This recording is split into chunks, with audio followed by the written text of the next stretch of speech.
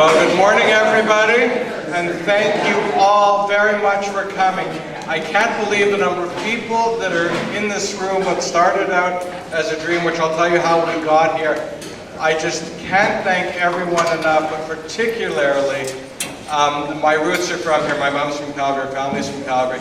The Western hospitality, the Calgary hospitality, absolutely shows itself in a million different ways, but particularly with everybody here who didn't all get here only because I sent an invite, Minister Hare's office sent an invite, but they got here because everybody in the sector said, you know what, we need to get together, let's come out and see, and invites were passed over, and I just can't thank you enough.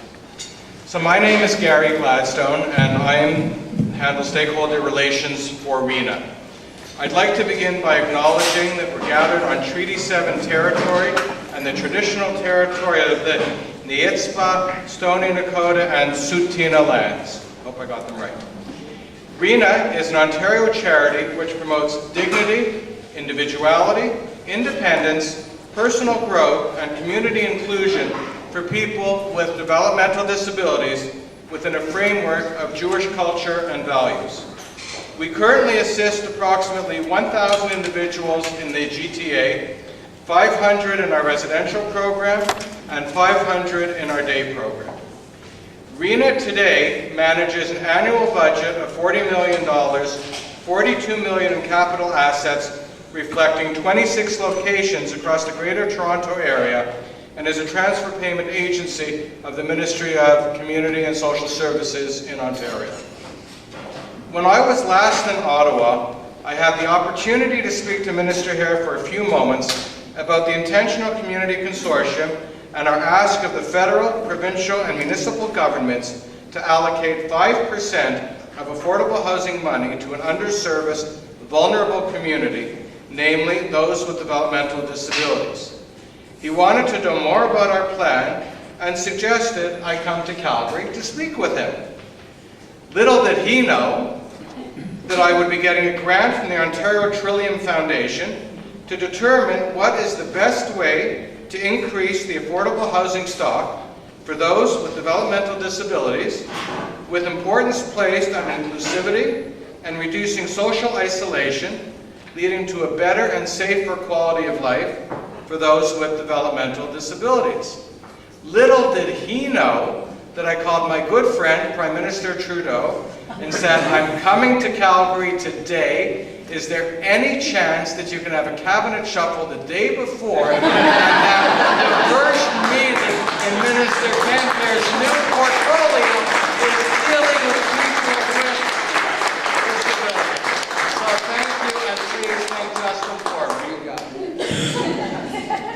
Thanks to incredible support from Sheena Nakani from Autism Calgary, John Siegner from the Seneve Foundation, the Jewish Federation of Calgary, Vincent St. Pierre and Jamie Zufer from the Minister's Office, and Sharon Blackwell, Executive Director, Housing and Homeless Supports, Community and Social Services in the province.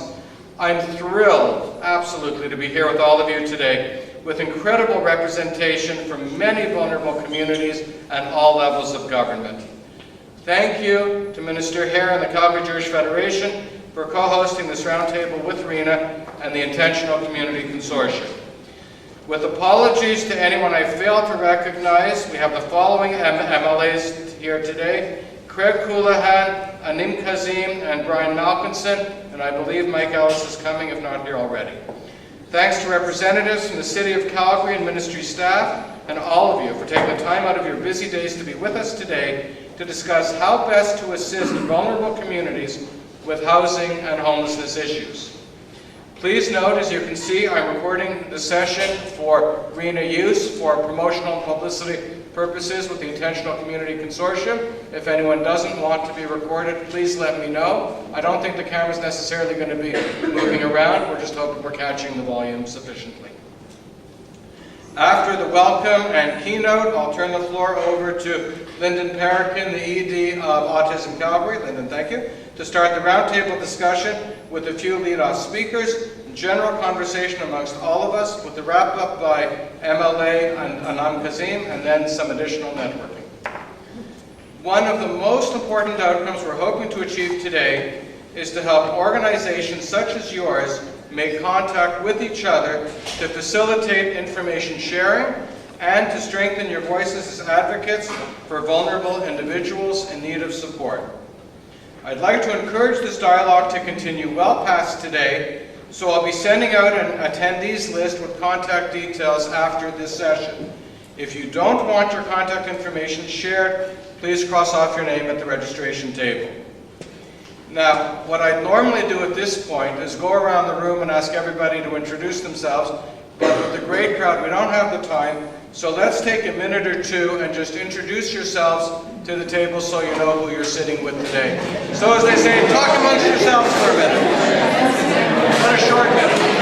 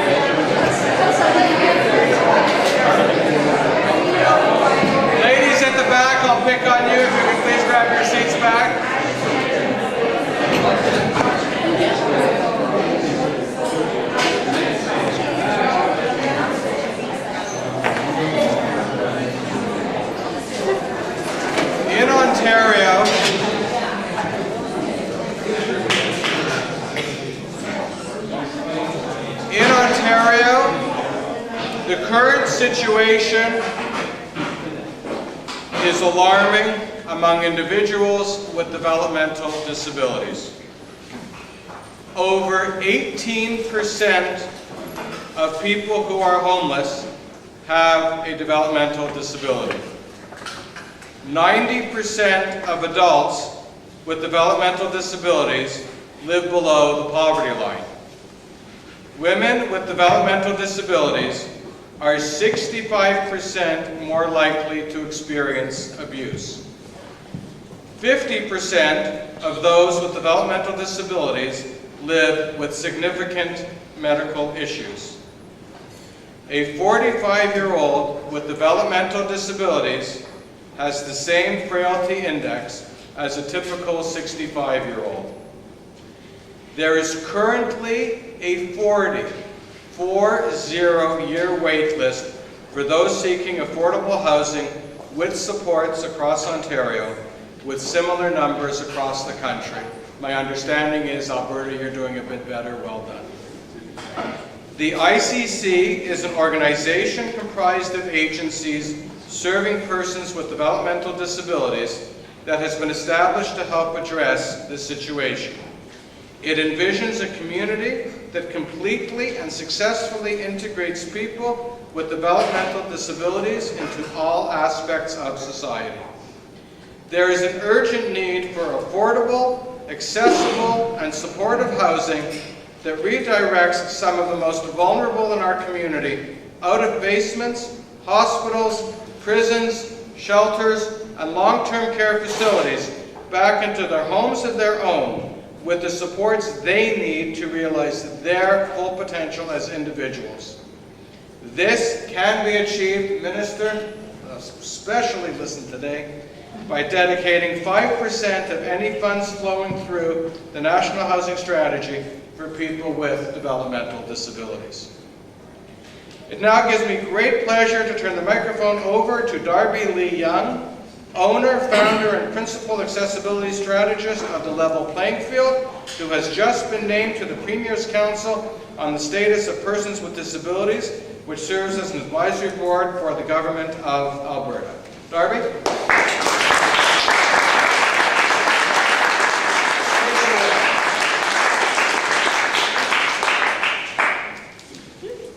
Good morning, everyone. Can everybody hear me? Yes. Yeah, I think that's okay. Oh, yeah, that's better. Yeah. Now I can hear myself. My name is Darby Young. I am the founder of Level Playing Field. We are an accessibility consulting agency that works to make sure the built environment is accessible for all. We work mainly in the built environment, but we also look after multiple different areas, including festivals and also personal homes, like helping build a Parkinson's suite and so on and so forth.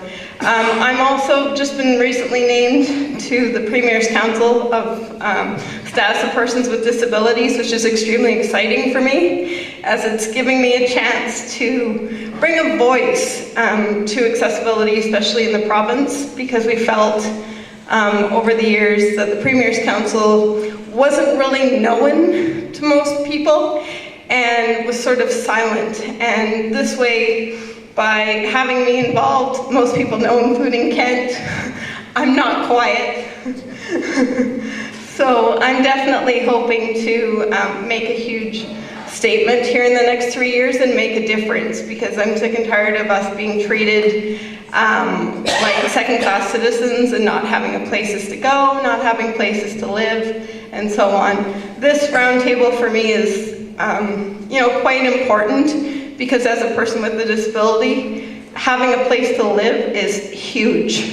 I've got a lot of coworkers who don't have the ability to move into their own homes because their own homes are not accessible. And to talk to home builders and stuff like that to get those homes done is extremely difficult, and nobody's willing to take the chance to help build it. So I'm interested here to see what the conversation can be in regards to breaking down these barriers and making sure that everybody has a safe place to live. So thank you, and I look forward to hearing from everyone.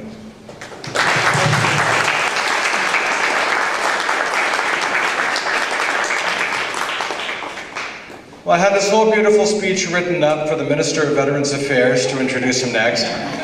But let me tell you again, thank you tremendously for being here, for being of your time. I know from you personally and from looking around the room, most people here know you. I will tell you that when we met in Ottawa and you said, absolutely, come on out, I then called your staff and called your bluff, and I just can't thank you enough for being here.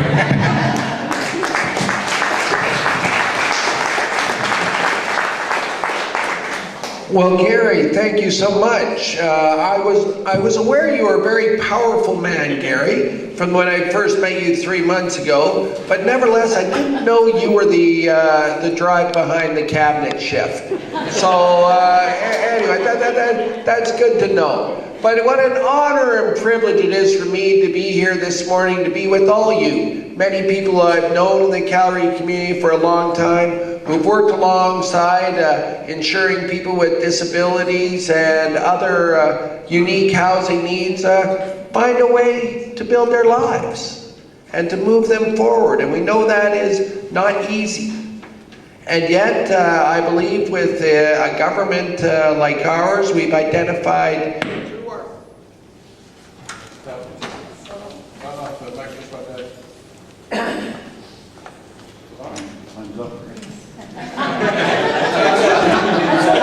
I told you I wanted it short. No, but I think I'll try to continue on where I was, but I'll start again. What an honor and privilege it is for me to be here, and in particular, it's my first time with a group since being named Minister of Sport and Disability. It is truly an honor and privilege to serve in that capacity. I think it marries two parts of my life very well. I grew up a kid in this city and understood that sports meant a lot to me and my family. We played hockey, baseball, swimming on a treadmill, so to speak. Even as a young man, I played junior hockey and then college hockey, and it had a significant impact on my life. and I understand the power of sport and how it affects individuals, families, and communities across this country. I also know a little thing about disability. Became a C5 quadriplegic at the age of 21, understanding the issues that it creates for individuals, families, and communities across this country is something I have lived firsthand, as have many of you in this room, and that's why it is great to be here with you today to look at solutions to housing issues. And I think we all know in this room, without a home, it's impossible to build your life. And we know that whether you are homeless on the streets of Calgary, whether you have a disability, either physical or cognitive, to be able to not be able to have that home severely impacts your life goals, life objectives, your personal happiness. That's why I'm proud to be part of a government that, for the first time in 25 years, ran on a policy of implementing a national housing strategy, and that's exactly what we're going to do. Over the course of the next 10 years, we are investing $11.2 billion into ensuring that more people have options to live in the community, to build their lives, to find success. And this isn't just good public policy or the right thing to do, which it is. It is the right thing to do. It also makes economic sense. For every $10 invested in affordable housing, it saves you $22 in costs on social services. So it makes sense to do this at this point in time. And I know a big part of this is ensuring that we close the gap on opportunities for people with disabilities. As Gary mentioned, the statistics are stark, real, and grave on the amount of affordable, accessible housing for people with disabilities. I believe in this city alone, there's only 400 rental units available for people with physical disabilities. I would assume there's very little for people with other exceptionalities to live in a access to wraparound services model that we know works so well in terms of housing first, and how that gives more people an opportunity to build their lives. So I'm looking forward to actually working with you to defining how we go forward together, ensuring more people have success. And this is really one of the most greatest experiences I have, is being in this new role, sharing my life with you, and building a better Canada for people with disabilities together. Thank you so much.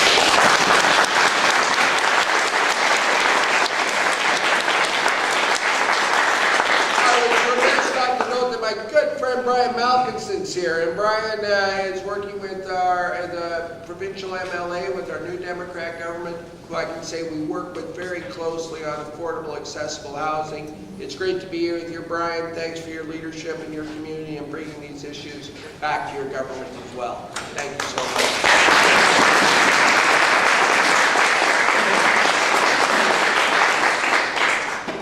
Thank you very, very much, Minister. Now I'd like to call up Lyndon Parakin, the ED of Autism Calgary, who's going to take care of the Roundtable. Ideally, everybody would have the opportunity to speak, but as we can see in the hour and a bit that we have, I don't think it's going to quite work out. But we've got 2 cordless microphones here that will walk around, and we have some lead-off speakers to start the conversation going. And Lyndon, thank you very much. Thank you. So, as you've heard, I'm Executive Director for Autism Calgary. Most significantly, what brought me into this role is being the father of 4, 2 with autism. And what probably brings me here to the table today is some of the stories and circumstances that I'm seeing happen in Calgary's autism community.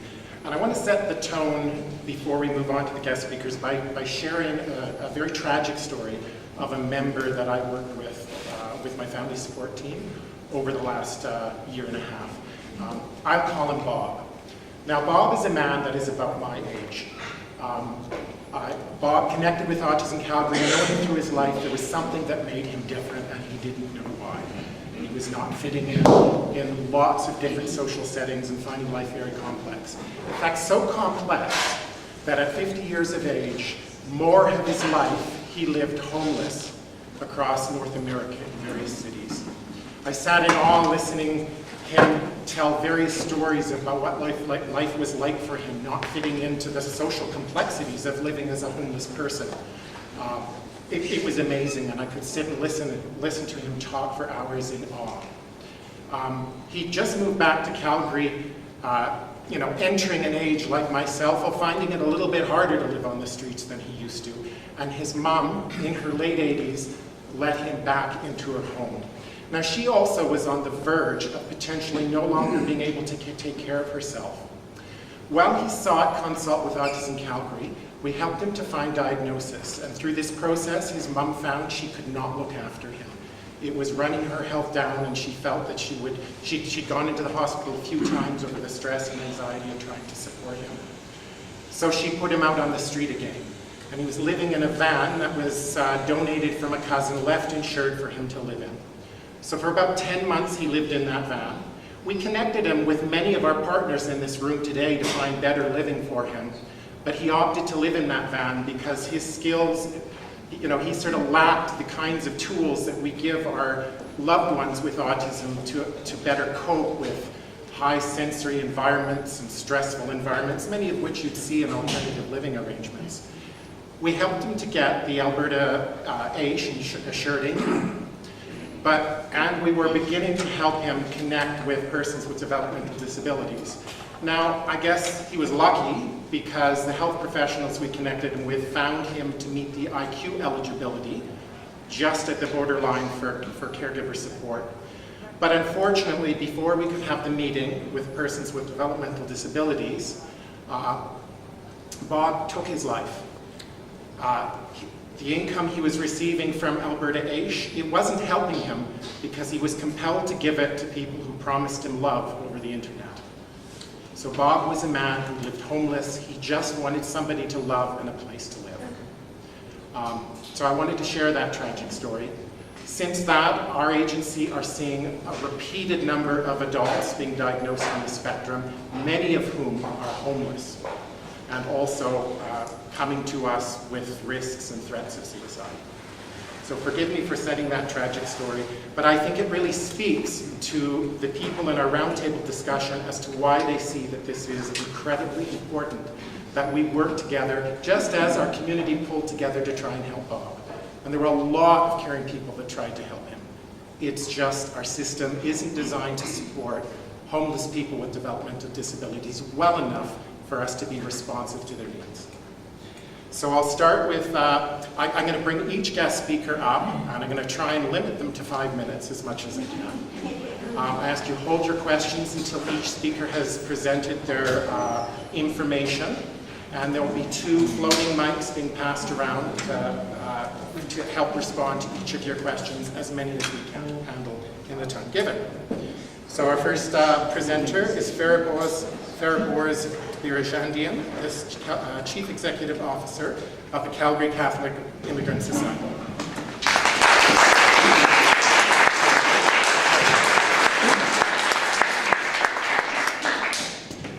Good morning. Thank you very much, Minister. Thank you, and ladies and gentlemen, my friends. Really an opportunity to talk about the housing, affordable housing. This is something we have been talking for the past many, many years. I was sitting there and looking, and I came to Calgary 30 years ago. It was a small city, 550,000 people only. Since then, we built thousands of houses, thousands of malls. But we are sitting today here and telling ourselves that there are only a couple of hundred accessible, really, units for people with developmental disability. I think that should be really upsetting us. We built so many different neighborhoods, subdivisions, and all those houses, and then we are sitting here today and we're having a problem. I think the reason is because we did not have this whole issue of housing for people with disability and also vulnerable population, because we don't want to compete between the vulnerable population, they're all vulnerable. And that is something we should really reflect on, and making sure that in the next 10 years or 20 years, we're not going to be in that position. And actually in the City Hall, one day we told the City Hall, we were meeting with it's not something secret, it wasn't really, you didn't have to be very smart to realize that we are not doing it right by developing all these expensive houses to the east of Deerfoot, not paying attention to any affordable housing. And this is where we are today. We are a rich city, we are a very affluent city, I think, but it is really a shame that we are having problems. Despite all this development in past 30 years, which is already, I think the city grew by about 500% at least, because our population grew by 300%. So this is something we really need to reflect. If we want to have a different situation in 10 years, then we have to do differently today. Our city, our developers, they have to really be taken accountable. I mean, I'm glad that the federal government is taking initiative. I know provinces get to take initiative, but things are not going to go away. These are the issues we have to deal with. I remember just a few weeks ago, the city of Calgary had joined the City of Resiliency. I don't know how many of you know that, but this is something that is 100 cities across the world. And the discussion was, what kind of city we want to be. Again, we talked about being a smart city. One of the things that I actually introduced, I said, we have been smart enough. We need to become a wiser city, really. And to be a wiser city, it means we're smart, but you're more than smart. You look at, it's not about numbers only, it's about the people, about the quality of life.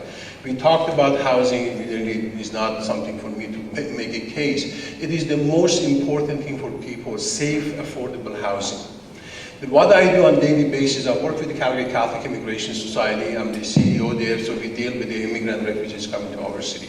Again, I know there are more urgent need for people with the developmental disability, accessible housing. I understand that. However, 20,000 people come to our city.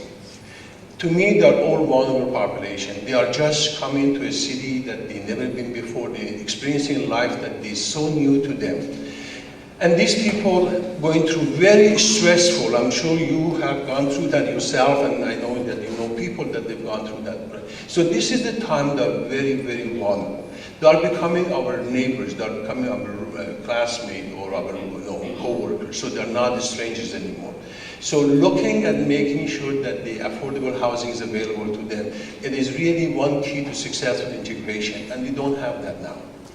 Getting not that many people with developmental disability coming through immigration because of the way we select immigrants, but definitely through the population of refugees, we get quite a number of them. Especially, I'll just tell you that, many all know that in the past 2 years, we got almost 4,000 refugees. They came from a situation like Syria to Calgary. Some of them, I would say about 10 to 15% of them are people that they need special housing.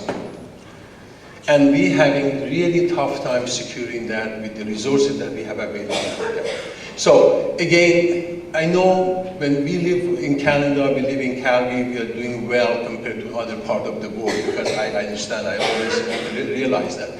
But I think for being in a city as rich as we are, I know the economy is not that great, but everything is relative. So we have to look and see we are still doing well compared to many parts of the world, even many parts of Canada. So having those issues is not something that we should be proud of having it. We have to change that, and it will only change if we really have a serious approach. Is on the agenda. It has to be City of Calgary, the development department.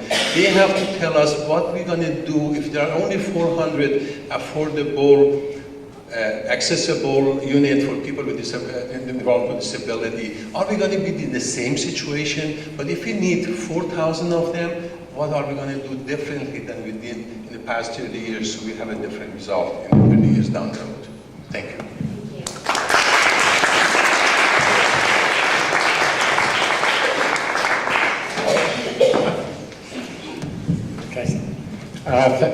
Thank you. Our next speaker is Bernadette Majdow, and she is the Chief Executive Officer of Homespace Society. Thank you.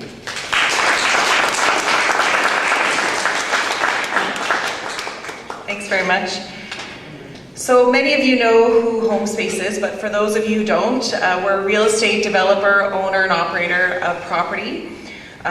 We were established as an independent charity in October of 2016, and we formerly were part of the Calgary Homeless Foundation. Our vision is a home for everyone in our community. And when we say that, we mean for everyone in our community. As we've heard from all the speakers today, we realize how important and critical housing is, especially for specialized populations. We're a little bit different organization where we exclusively provide the real estate, and we work with social serving agencies to provide the community supports.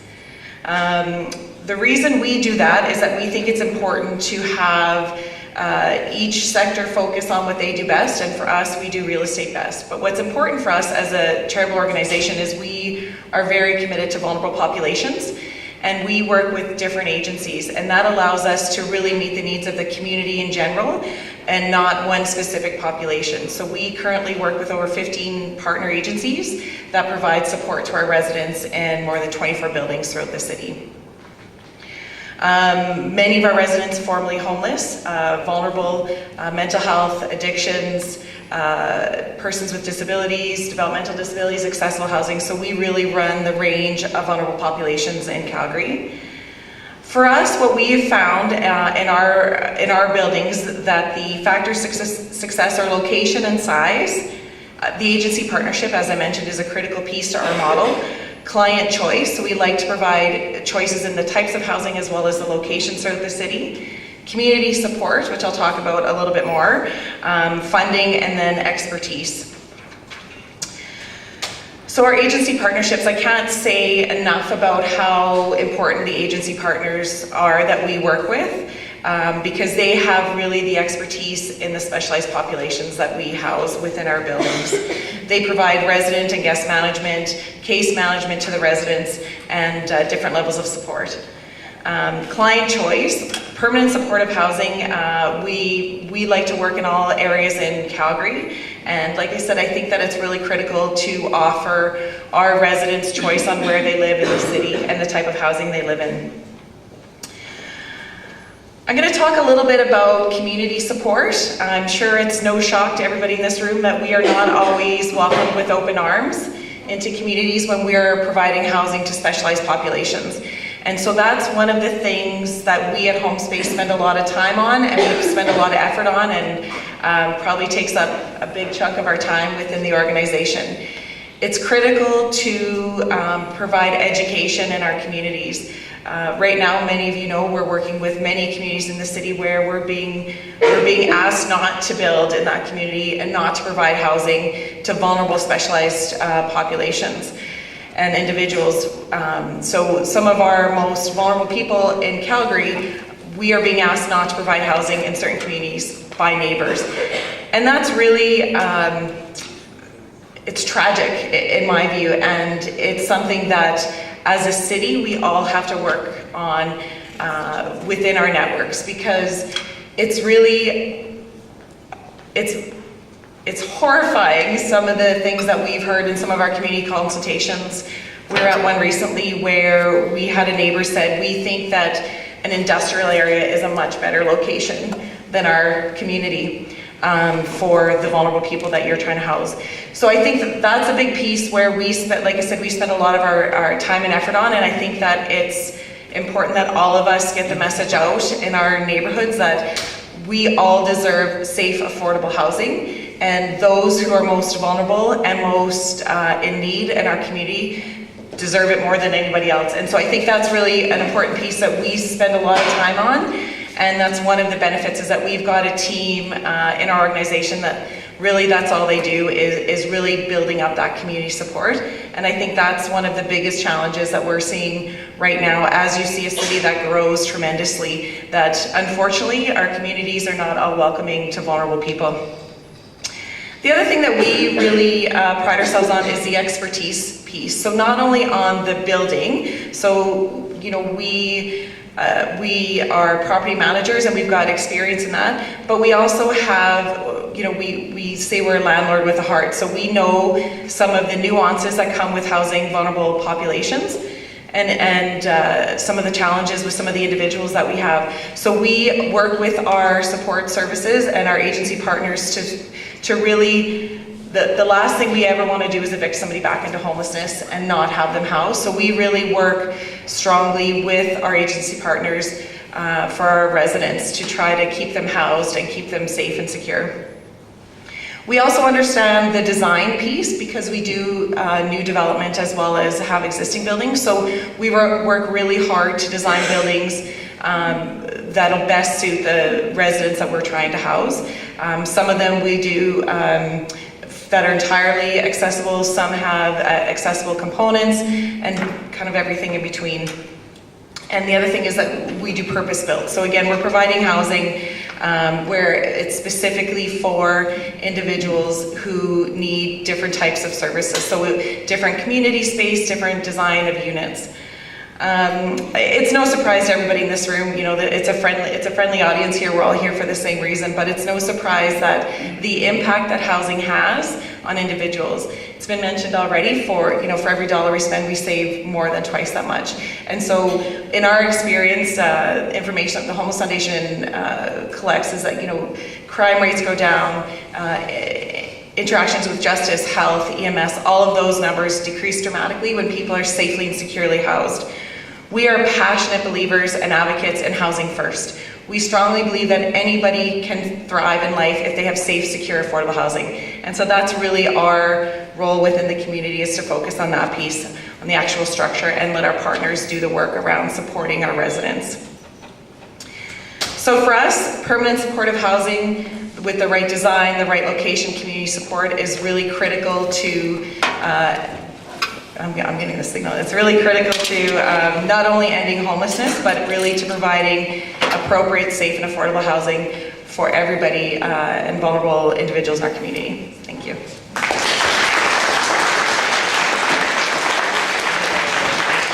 Thank you, Bernadette. Next, I'd like to invite Ed Starr, the principal for SHS Consulting. Thank you, Ed.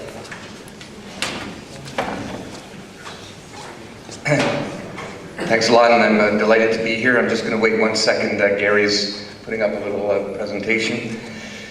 I'm a Torontonian, but love the West. Been here many times. Wrong one. Oh, wrong one, I'm sorry. Someone probably faster. You want to do mine? I can do it. We can switch, no problem. I didn't realize you put Oh, that one on of yours. I'm nimble. Just a second, sorry about that.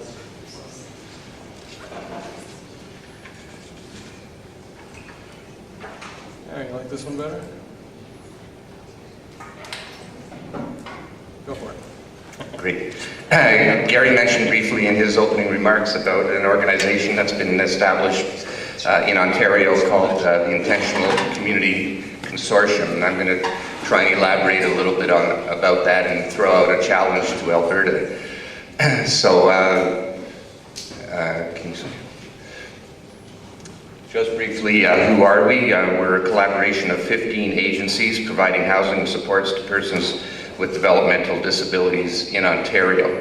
And this covers agencies as large as RENA, that cares for more than 1,000 persons with developmental disabilities, all the way to some very new agencies that are just getting started into the whole sector. So why an ICC? Gary presented some stats about the issues around housing for persons with developmental disabilities. Just want to throw a couple more at you. These are some stats from the census that were developed on a national scale. So this is a little chart that shows prevalence of co-occurring disability types among adults with a developmental disability. And you can see along the bottom,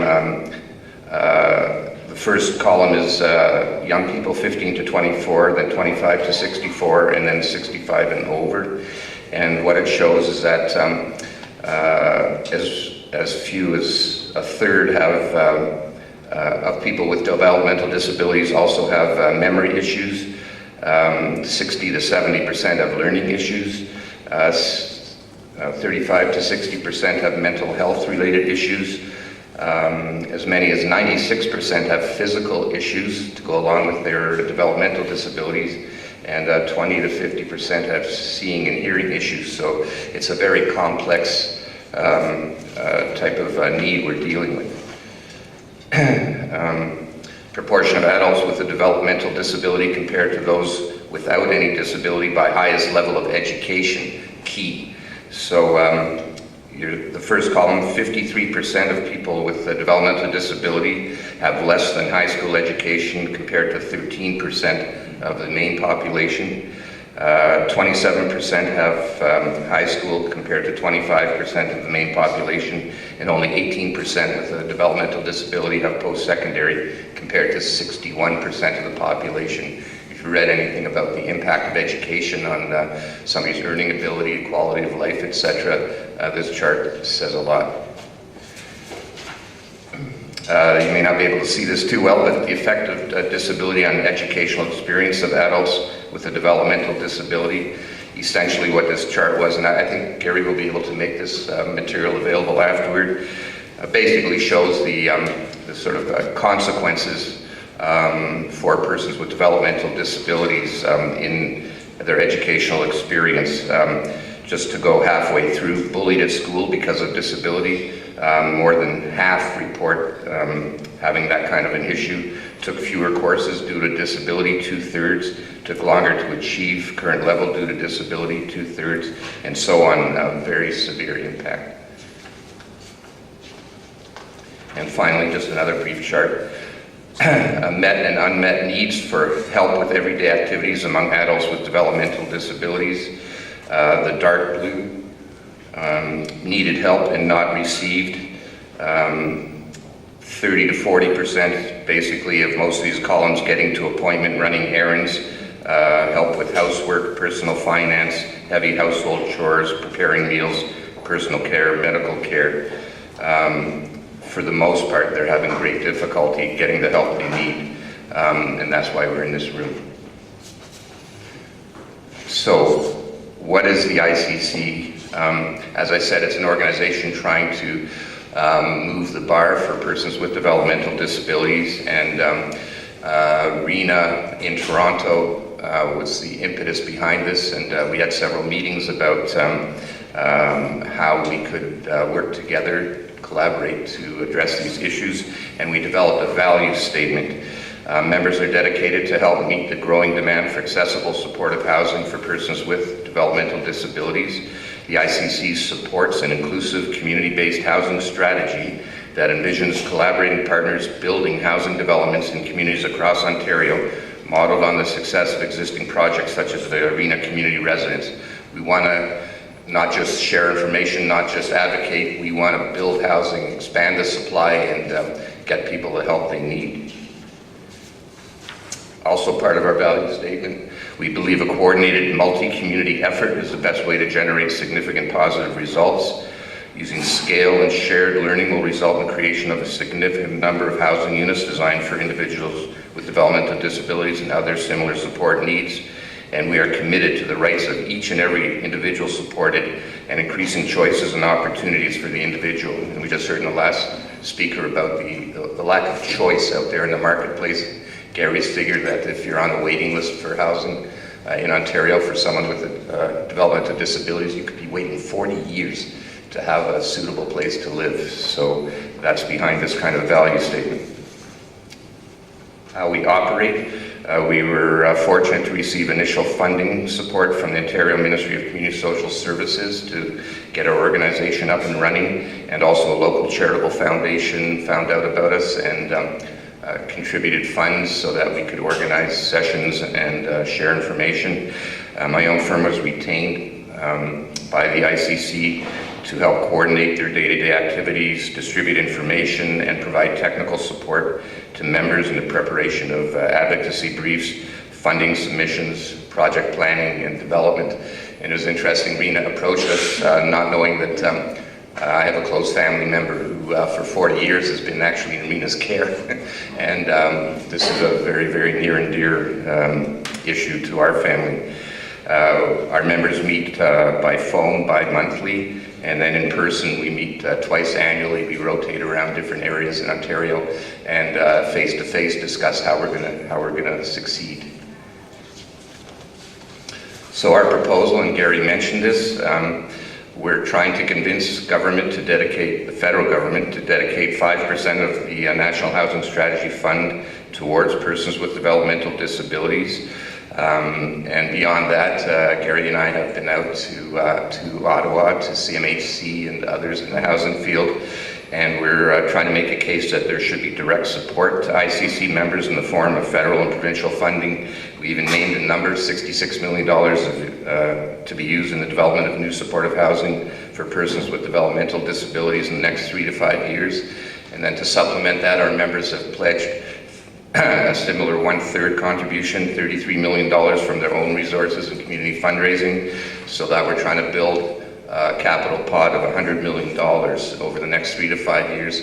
And in Ontario, that would build over 500 individual units, similar to what you saw from the Arena Community Residence. Aside from our sort of activities as we get together as a group, we've also been active in a variety of other recent events. The ICC hosted a reception on Parliament Hill. We had approximately 70 members of Parliament attend and showed our arena residents and had some of our residents come with us and talk about what a impact this form of housing and support is making on their lives, and I think we resonated quite a bit on Parliament Hill.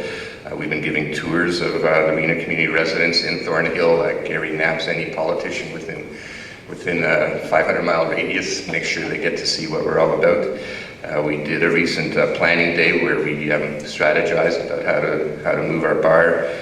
We've been doing advocacy in Toronto, and then we held a similar session to this in Toronto with agencies like yourselves.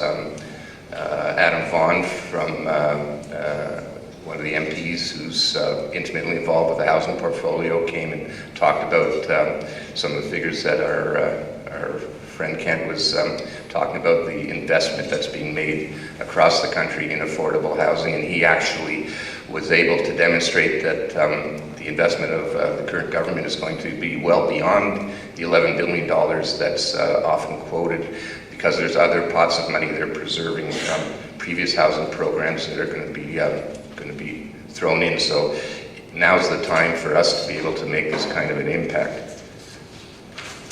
Just very briefly,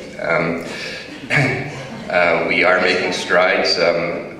Several of our members actually are in the building stage or very close to it. We've got a building going up in the Waterloo area by Kitchener-Waterloo Habitation. We've just received approval this week for a building by a group called Mills Community Support in a little town called Almont near Ottawa. Do similar things. Arena has now started on to its second community residence, be similar to the first. It's being located right next door to their admin headquarters, a fabulous project. And we have another one in Ottawa that's just on the verge of getting started, about 35 to 40 units. So we are starting to see some results on the ground, and we're very excited. So my last slide is for you. Needs are similar in Alberta, clearly. We have a similar range of dedicated agencies here in this room, and you'd be interested to know we're going up to Edmonton tomorrow, and we have just about the same number of people in Edmonton who have expressed an interest. It's fantastic. So our question, should we be expanding the ICC to Alberta and even beyond Alberta? Should we get new people involved in our collaboration and really have a strong national voice? So I'll leave that with you and be delighted to hear what people have to say. Thanks.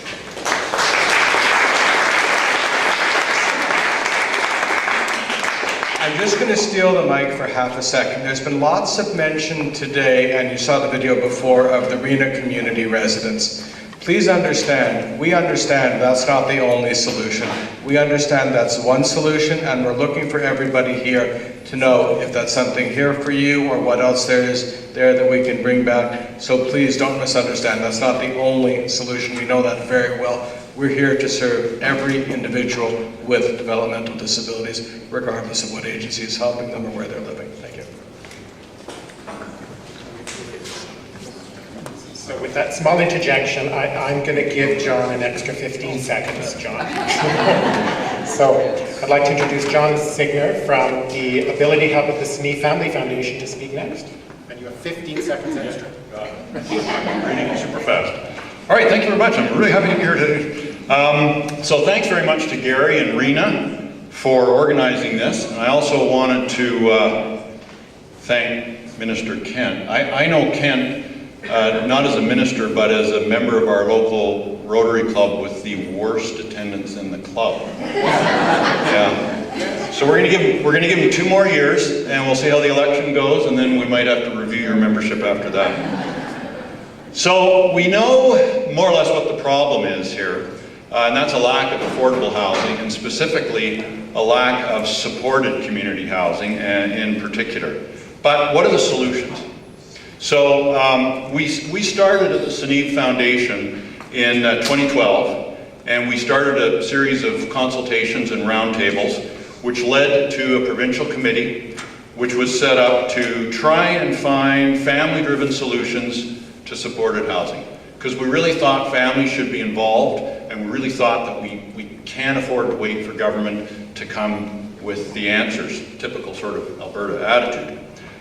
So that led to a number of different initiatives, not the least of which, and probably the most important one, was the Aspires Housing Committee.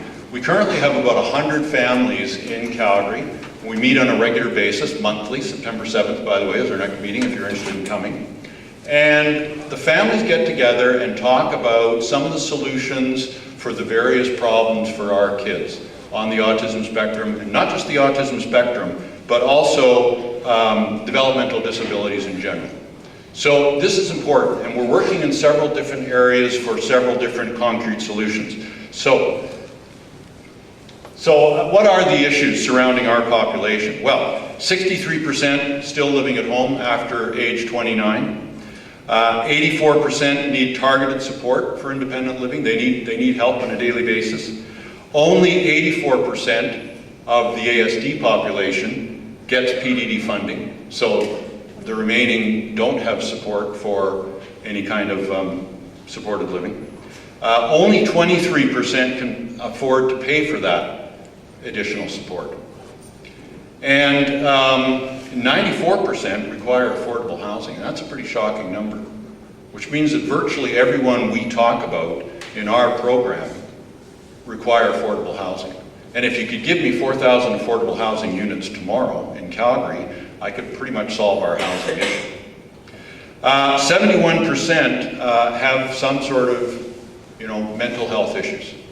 So these are big challenges. And how are we going about trying to solve them through our efforts? Well, the first thing is looking at the community home gap. And community homes are an opportunity for individuals that do have PDD funding to get 24/7 support in a community environment with their contemporaries that has a heavy family component. Secondly, community living gap for those who do have some funding, need 24/7 care, but maybe want to live more independently, want to live on their own. And finally, a really large group are those that want pretty much independent living, but need a little bit of support, a little bit of, good neighbor support, but they have no funding for that whatsoever. So, filling the community home gap. This is an opportunity for families to collaborate, get together, choose their housemates, kids that maybe get together and are able to live well together, have similar needs, similar support requirements. Then the families are able to sit down with support agencies and talk about the kind of support and the philosophy that their families need to really give their kids the kind of home that they want. And then finally, going and talking to PDD and negotiating the kind of support that those families need. And this gives the families greater control over the properties that their children are living in, and also the kind of support that they're getting from their agencies. So, filling the community living gap. Again, these are individuals that might have some funding for support, but want to live independently. They might have some additional complex needs, medical needs, accessibility issues, and so on. So we're looking here to find, again, a community with secure access, affordable rent, common areas so that some degree of socialization can take place, and again, mixed revenue in a mixed development. Maybe some life coaching services to help these individuals transition to independent or semi-independent living. And finally, the large gap. What about the kids who don't have funding, they're probably on AISH, they may be in and out of employment, they sort of struggle. You know, they have the opportunity to maybe be almost completely independent, but maybe they need some help getting started. And they need some ongoing support, particularly around social opportunities. So looking at an apartment building that's integrated, maybe integrated with market rent, so that there's some revenue support for the project, as well as integrating them into the community. And in this model, what we're looking for is a concierge. So the concierge would be provided with free rent if they are able to provide the kind of support that the individuals need in the apartment. And again, you know, for this type of setup, only a small portion of the residents in this kind of apartment would be needing of support. But the concierge would be there available to help them with some social opportunities, as well as some support and some advice. And again, things like life coaching are really important to help these kids get started. I know as parents, of course, we're all our de facto life support coaches to our kids, but by the time our kids are ready to move out, frankly, they're sick and tired of hearing their parents telling them that they need to clean up their apartment. So it's good to have a third party who can come in and support those individuals as they transition into independent lifehood. So the solutions, we need more family collaborations, families working together to find solutions that are just right for their family members. Government regulations that will help to spur affordable housing creation. Things like asking developers to set aside a certain amount of land or a certain number of units for supported or low-income housing, I think is really important.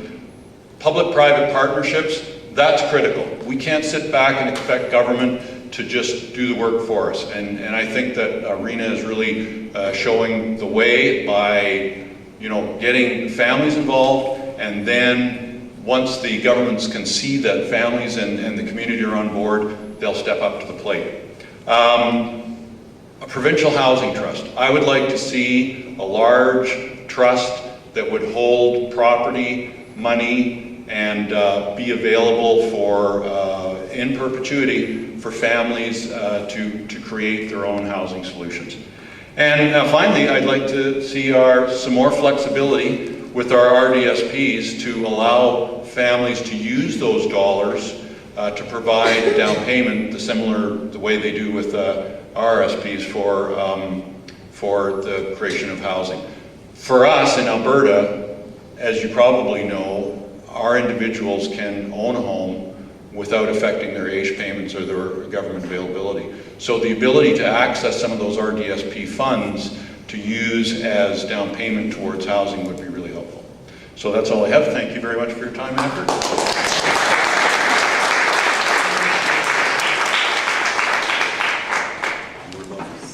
Last but not least, I'd like to introduce Marty Hornstein. He's the Executive Director of the Jewish Family Services Calgary.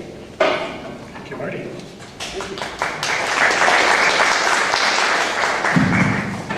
I can't sit still and I can't stand still, so I have to move around a bit and grab the mic. I grew up with learning disabilities. I grew up with ADHD. I spent 14 years working. Is anybody here from Vekova? Anybody here from Vekova? Hi, VRI? Oh, okay. I spent 14 years working at the VRI, which is now Vekova, dealing with adults with developmental disabilities. We served about 500. And I spent about the next 10 years working for the Learning Disabilities Association and working with kids who often live with an invisible disability that sort of get left out of these conversations.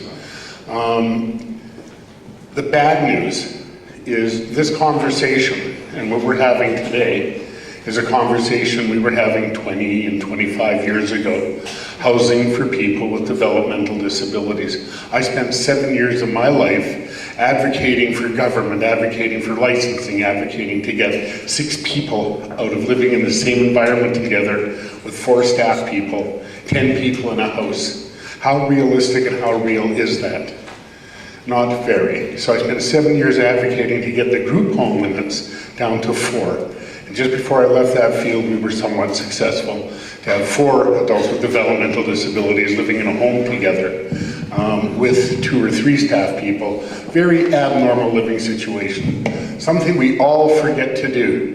And something I learned early in my tenure with people with developmental disabilities is we all know that people with developmental disabilities understand everything that's going on in the world around them. They know what we're talking about, we know we talk about them, we know we talk about what's better for them, and yet because of the way they are and they can understand, they have trouble articulating how they want to be treated. How many people here have actually sat down in a room with people with developmental disabilities and said, how do you guys want to live your lives? When we sit at the agencies and we sit and we try to give people some choice, we try to develop some choice, something that holds all of us back, and government people ought to listen very carefully, and this has been an issue for 30 years, there's not nearly enough money in this system to help people with disabilities be successful. When you go to organizations like CMHA, you go to organizations like SCOPE, you go to organizations like the Vokova, and you'll find that the workers and the people who are putting in their efforts to helping these people learn are earning a little tiny bit more than daycare workers in our province to make them the second lowest paid professionals in any field in Alberta, and I'm not sure about the rest of the country. I remember I could go back with Kent and his family to when Kent was 21 years old. I remember talking to his dad at a meeting and tears flowing down his cheeks saying, where's my kid gonna live? How is he gonna survive? What's he gonna do? How's he going to do it? And look how successful you can be.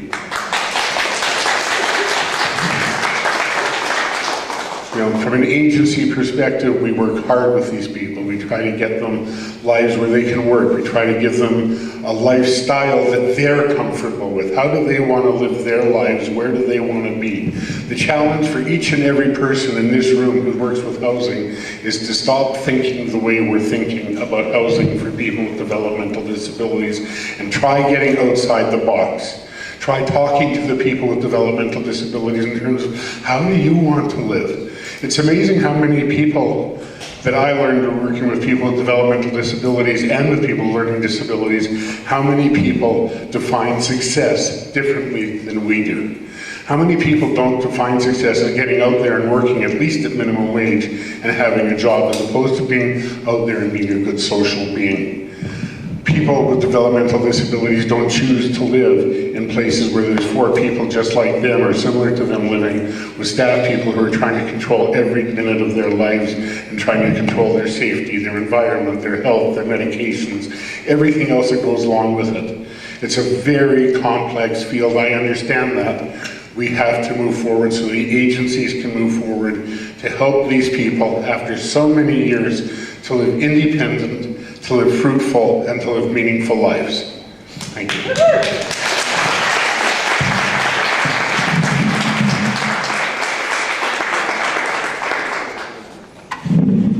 Thank you, Marty. We had a second mic. That's still working? That's working good. So I'd like to invite you all to ask some questions of our special speakers or to provide some comments to supplement what the discussion that's been going around. Please limit yourself to allow multiple people to have the opportunity. They invited the big guy to take this role, and I'll take the job quite seriously. So control yourself, behave.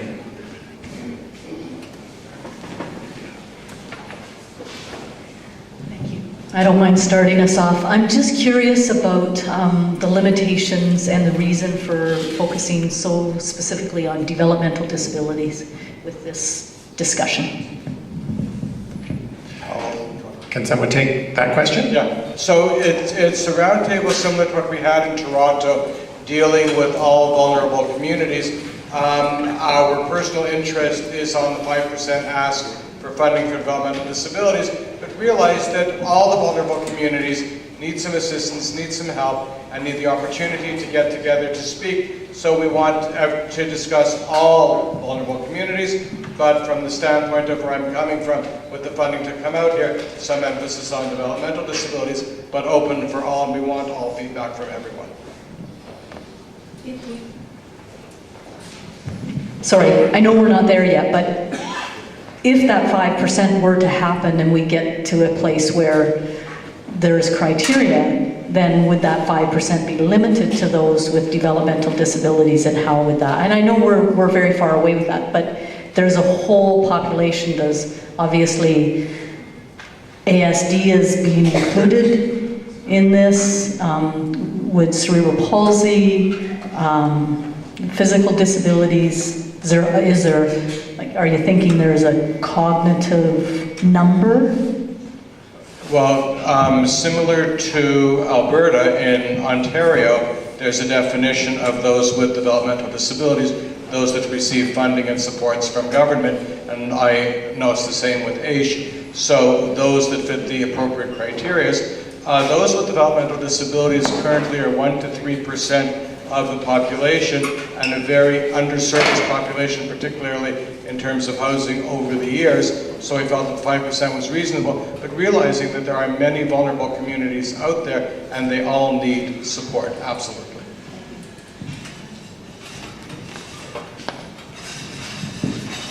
Don't feel you need to limit yourself to 5%.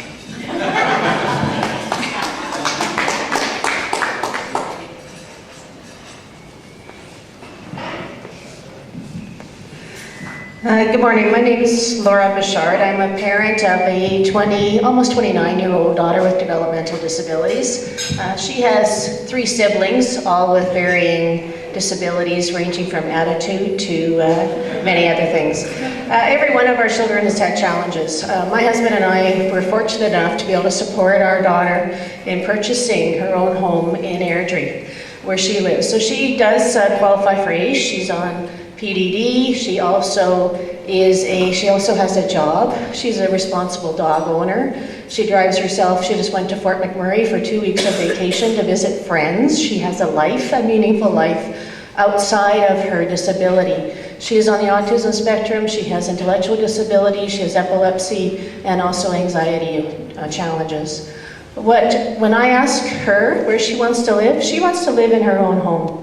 She does not want to live in a project, in an apartment complex where there are a lot of other people with developmental disabilities. Her neighbors are a family that support her when she needs help.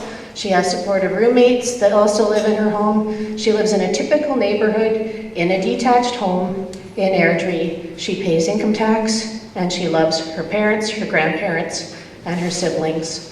That's the vision for inclusive, affordable education. I'd like to suggest that the money set aside with the National Housing Strategy go to the Canadian Association for Community Living as a national strategy, and then working with the partner organizations throughout the province to make accessible, affordable housing a reality for everyone's daughter, father, sister, brother, mother.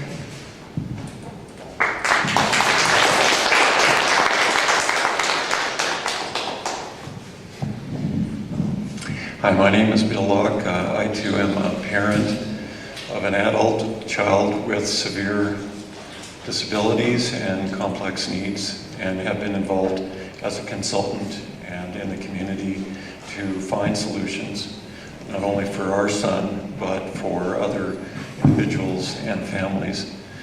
We have been involved personally in setting up a creative solution, and I'd like to suggest that as a community, we can find collective responses that will serve a wide variety of interests, including that of the client or the person with disabilities. I agree with the idea of setting up an ICC or something like this so that we can tackle this on a community-wide basis, bringing together the key stakeholders right from the very beginning, that is, various levels of government, the constituency organizations, the funders, and agencies, so that we can identify goals in and around developmental disabilities, however we want to define it. Get our $50 million from the federal government, build some new units, but also try some innovative solutions and sort of set the path. So for example, secondary suites are very cost effective, granny suites, tiny homes, and opening up of spaces in existing homes. Like Ferrybor says, we don't really have a shortage of housing. We have a shortage of people opening their homes and their hearts to people like our children. And I think that if we do a similar sort of situation like Rena has done with a 2-to-1 match, and we get 33% of the total budget, we have $50 million plus $25 million, we get $75 million, and we can help an awful lot of people. So let's just get down to this and do this. And I offer myself, and I'm a consultant by trade, to be available to help bring about solutions in Calgary and area. So let's do it.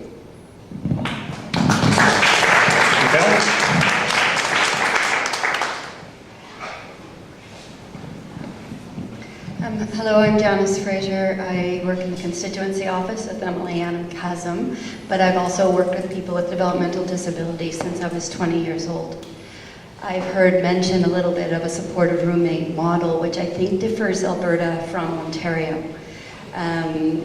People have lived in my home with my family for over 16 years.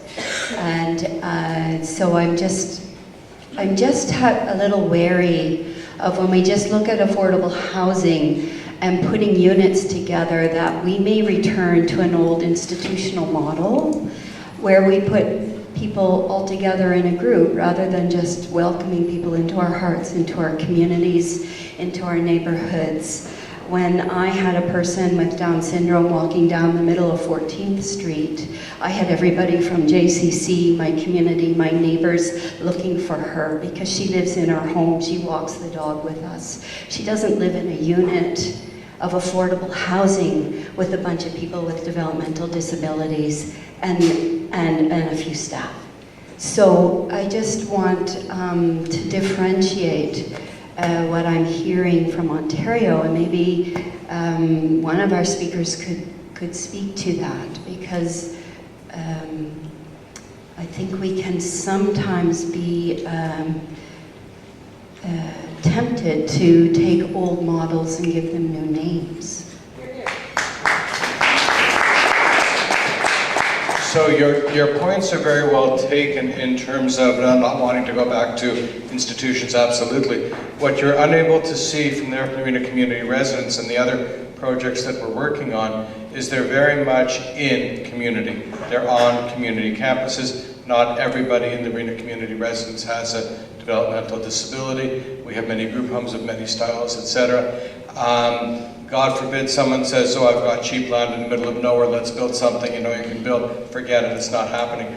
I invite you and everyone, if you're ever in the Toronto area, give me a call. I'll take you on a tour of the Arena community residence and you'll be amazed. We have some detractors, very interesting, in the Toronto area who, when the building was built, had very similar concerns, and I'm not discounting concerns in the least, and had some similar concerns, came up to the Arena community residents, and I wasn't there, but the comments to our president CEO is, you can't show anyone else this because no one else can match what you've done here. Well, forget it. Everybody can, and we must. Hi everyone, I'm Teresa Goldstein, I'm the manager of affordable housing for the City of Calgary, and I wanted to just kind of give some broad comments. In 2016, July, the City of Calgary unanimously approved the new corporate affordable housing strategy. Everything that I'm going to make reference to is on calgary.ca if you want access to the documents themselves. But the framework of that strategy really talks about 6 initiatives. And everything we've discussed today fits within that strategy. Specific groups, large-scale developments, small-scale developments, affordable housing in every neighborhood within Calgary. That's a priority of the City of Calgary. We also know that when you were talking up there about having 4,000 units, we actually know that there's 15,000 units that we're missing here. We have a national average of 6% affordable housing. Calgary is at 3.6%. Think about that. 15,000 units for all vulnerable people, not specifically those with disabilities. We were also having kind of a sidebar. We have a group called the Community Housing Affordability Collective. It's a couple years in the making, but really over the last year, the steering committee has come together more actively. It has 29 member agencies with all 3 levels of government. Many people in this room sit on CHAC, and we are always open for new members as well. So new members in general for CHAC, but also on the steering committee. And part of CHAC's collective voice is about these kind of organizations of people. So creating a collective voice that when the National Housing Strategy came out, for example, we put together a position to talk about Calgary-specific affordable housing. And it's not just non-market people providing affordable housing, there's also market. So the boardwalks are on our steering committee as well. Attainable homes, so it's basically the whole spectrum, all the way to needing in higher levels of support. So I would really encourage anyone that's interested in that to look and to contact myself. Also, Ariane is from Horizon, can help kind of steer you if you're interested in joining CHAC. That collective took a long time to build this trust, and to have all 3 levels of government and 26 other non-market and market housing providers on there. I think there's a real opportunity, and we felt that when we go forward as a collective, we're much stronger than we go individually. So if you have any other questions, I can have a sidebar or stay here as long as you want to talk about what the city's vision for affordable housing is as a whole. Those 6 targets, some of them to deal with partnerships, new builds, how we support new builds, the provision of land, so leveraging city lands, we know that there's in the federal strategy, there's federal lands. So how do we pull every lever that we possibly can to scale up other agencies? Because we know as the city, we will never be able to provide 15,000 units ourselves. It is about scaling each and every one of you up. So thank you. Over here, please. Yeah, my name is Teresa Goldstein from the City of Calgary. I'm the manager for affordable housing. Okay. I'm just going to pass it over here to someone who's waited for one. Hello everybody, my name is Carol McGill and I'm the Associate Director of Service for March of Dimes Canada. That sounds very loud, I'm going to pull it back, sorry. I have a very loud voice.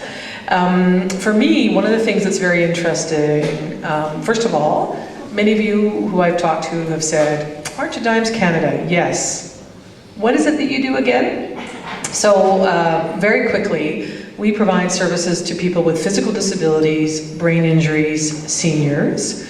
But we do also provide supports to people with developmental disabilities. We are one of the partners in the RENA project in Vaughan.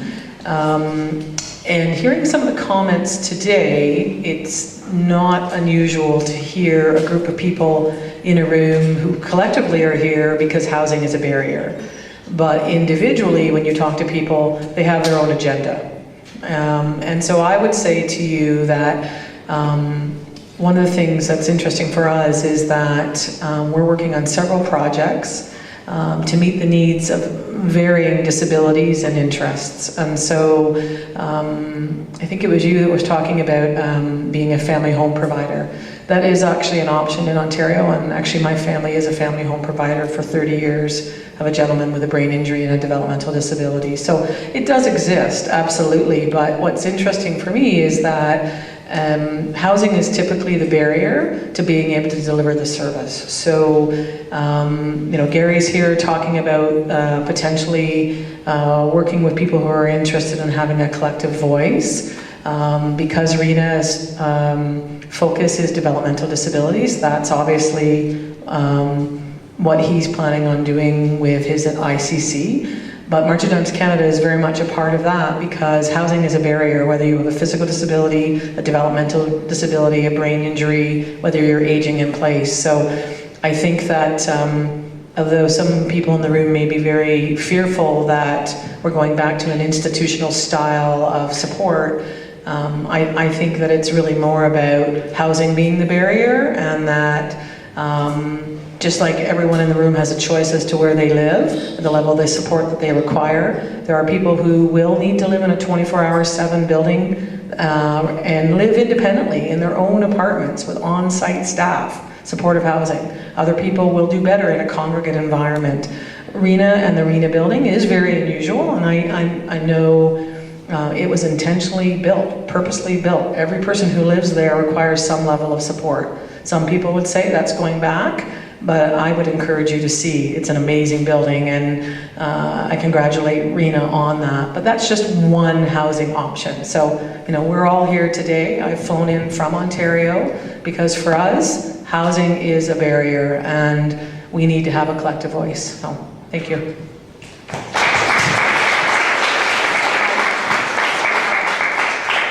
Diana, CEO of the Calgary Homeless Foundation. I'd like to echo that as well. It's about a spectrum of housing that's available for a spectrum of people, right? It's about people and housing first and all of that. So I think sometimes we go down a path where we're so busy trying to get the voice for what we think is a voice that hasn't been heard, we exclude another voice. And then what we have is we become almost competitive and hurtful to ourselves for our groups, because what we really need to face is that we say we have inclusive environments. We don't. Are we inclusive in Alberta, in every community, in every street, in every building? So we're constantly fighting to be included, whether it's disabilities, physical, mental, psychological, spiritual, color, creed, age, anything, right? We always feel like, why isn't that the norm?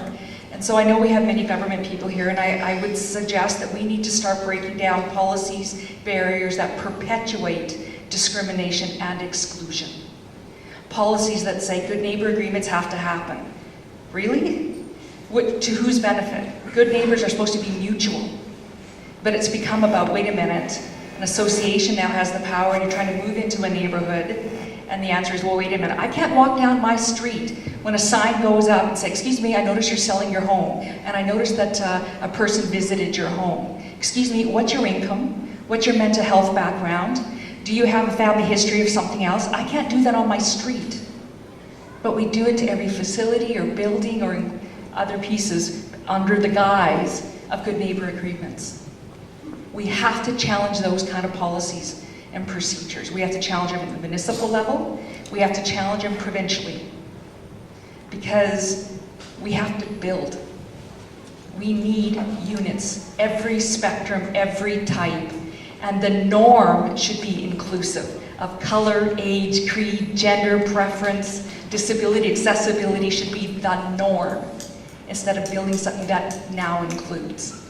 So how do we change the mainstream system to become that norm?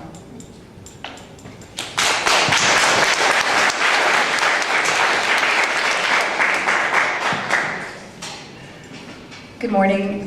My name is Monique Godfrey. I'm the Executive Director at Discovery House Family Violence Prevention Society. It's great to see so many friends in this room. I feel like I'm in a room full of activists.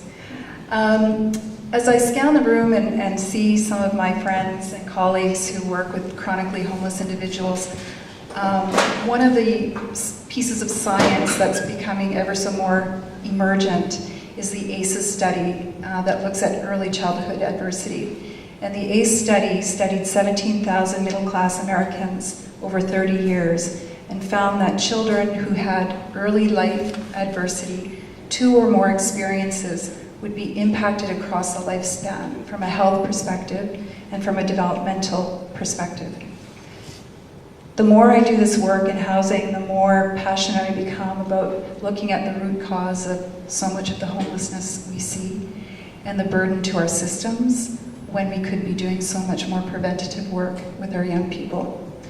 So I am hopeful that together we'll continue to advocate for some public health policy changes as we talk about housing as well.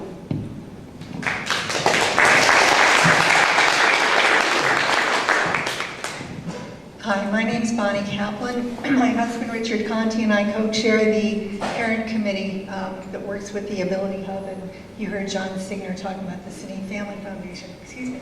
I actually would just like to answer the question that was asked a moment ago. How do we go about getting more units developed? I'd like to talk to the City of Calgary people about why is it the city is run by developers from what I can see. Why do we have 1% or whatever it is for public art in every new development? Why don't we have 1 or 2 or 3 or 4 or 5% devoted to some kind of affordable housing? Is anybody working on a regulation like that? The city charter, which was just released, has the ability embedded in that for this. So the city charters, it was in the news the past couple of weeks, which assigns specific authorities to both Edmonton and Calgary, has some policy in it that speaks to inclusionary housing, which is the provision of having affordable housing units as a standard, whatever it may be, as a condition for new development. And that is new for Alberta. I agree, it's new. In Toronto and Vancouver, it is a standard. We know it's up to 20% in those major cities, Toronto and Vancouver. Montreal has it as well. So this is one of the elements of the city charter that is coming to the City of Calgary.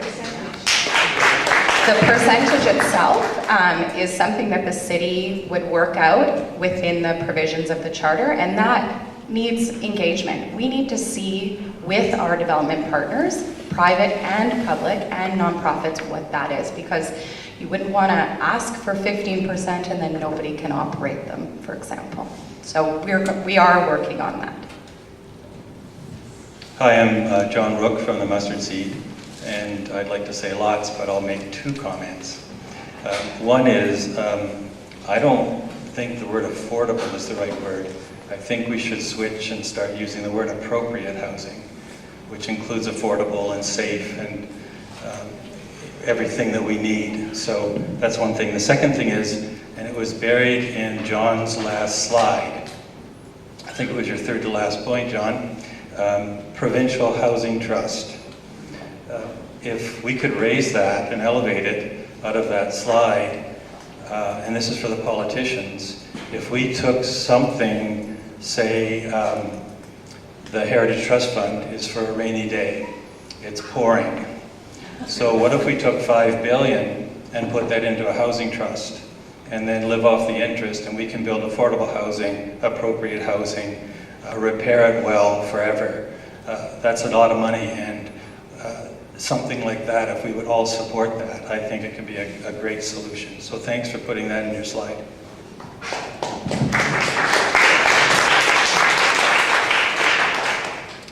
So I've heard a lot of things here today talking about housing and as it relates to municipal issues, because municipal is the level of government that happens when you walk out your front door, wherever your front door may be. And I'm a provincial MLA.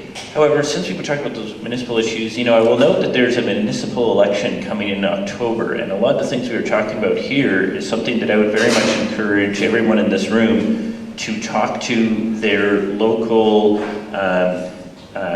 individuals who are running for city council in their particular area, if you're part of an organization where they're based, and chat to those city council individuals about these sorts of issues. Because I think as we move forward with an election, if there is candidates who don't believe in the type of inclusiveness that we're talking about here as it comes to housing who are in City Hall, then that's going to be an uphill battle for everyone in this room. However, if there is members of City Council who are very supportive of the type of things we're doing here, because we've gone out and chatted with them, then that tends to make things happen a little bit smoother in government when you have public representatives who are on approximately the same page as you for the type of things you want to move forward. So I would put it out there as an action item for people in this room to talk to the various candidates who are going to be running in the upcoming municipal election, whether it be mayor or your local city councillor, whoever it may be, to talk to them and all the candidates about what their positions are on these sorts of issues. And I'm glad I forgot your name. Teresa. Teresa, and I thank you, Teresa, for bringing up the city charters and the provincial government. That is moving forward, and a whole point of doing that city charter was to provide the cities with a lot more flexibility when it comes to housing. So thank you for mentioning that. You explained it way more eloquently and technically than I could, so thank you.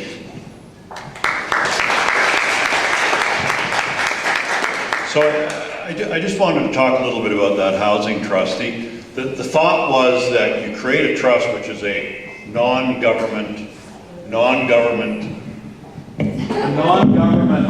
organization, so not owned and controlled by the provincial government, so somewhat independent but underwritten by the provincial government, so that it's a trust that is too big to fail, and it would be a vehicle that, you know, what happens to community homes now or community projects that are currently being used for families to support their kids with disabilities. When the kids are gone, they just go back into the general housing pool. But many families would be happy to have those dedicated units move on to help other families.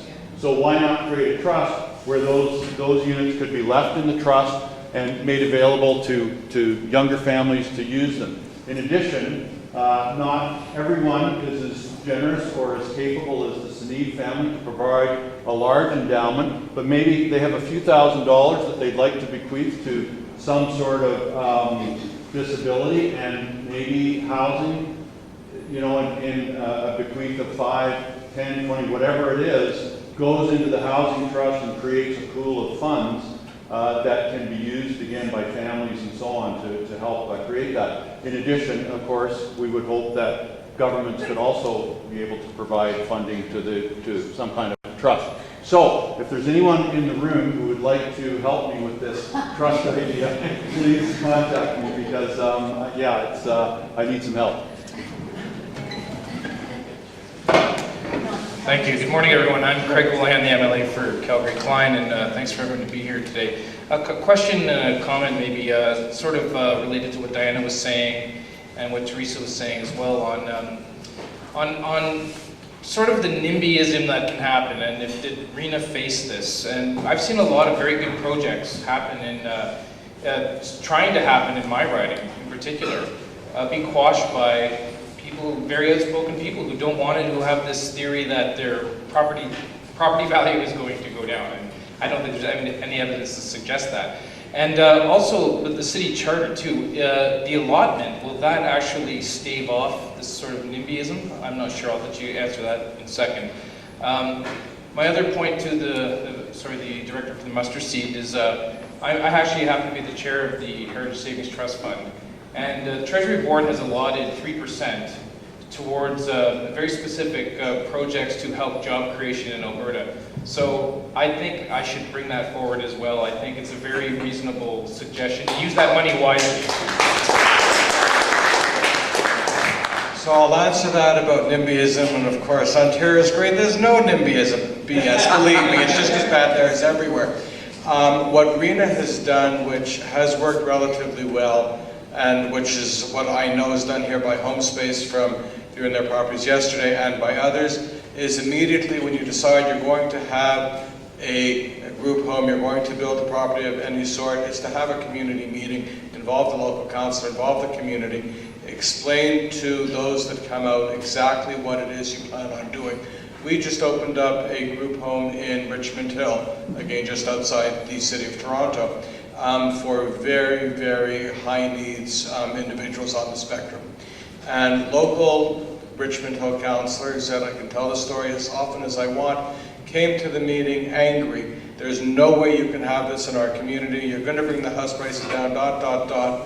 When he then had the opportunity to find out who was going to be living there, what protections were in place, how many staff were going to be there, what the ratios were, what the house was all about, etc., etc. He's now our strongest advocate that we have, and will do anything in the world for RENA, and will go to any other community council or any communities that cause the issues So I would say, as much as possible, which is, I know what's being done here to a large extent, get in front of it and be there with the positive stories which are there.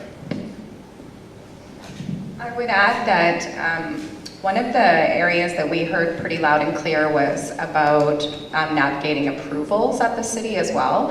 And so last year, as part of the strategy, we do have a dedicated affordable housing coordinator. Her name is Nina Nagy, and she does all intake, navigates planning. You get a priority status at the City of Calgary if you come in for affordable or appropriate housing, like anything that qualifies in the affordable or nonprofits get this priority status, which means that you are guaranteed approval through our system in less than 6 months, because we understand time is money. The other thing is that because Nina is engaged at the beginning and is your sole point of contact, she helps navigate within the city so that if there are issues that come up in your applications, they can be easily managed. The other thing about the community consultation is we've heard pretty loud and clear over the past couple of years that income level and areas of discrimination are not appropriate to bring forward during a public hearing. So coming forward with a petition against affordable housing or a group home because the people simply need help or don't make enough money is not appropriate, and our city council has been pretty strong. Where I would say the challenge lies is where there is planning considerations. So where we've seen opposition succeed is where they can demonstrate that the site, for example, is not appropriate in their community from a planning perspective. But like what Diana was saying about these good neighbor agreements, we agree, like this is one mechanism in Alberta that they've tried to put in that say like this will help mitigate between neighbors conflicts, but we agree it isn't ideal. And the new, I guess the new framework, which said affordable housing in every community in the city of Calgary, has really helped that. And then further to your point, when inclusionary housing comes and other providers, so we heard last week, like Trico Homes, for example, is providing, so Trico Homes is a home builder, a private home builder here, is providing affordable units, and they've contracted a operator to come into their private market building with market paying rents and ownership to come in and operate those units. Seamless between unit to unit, so you wouldn't know that one unit is affordable or one unit is market rent or one unit is market ownership. And we really believe this is the model, right? So this will be our 15,000. This is how we will provide that 15,000 or more. So.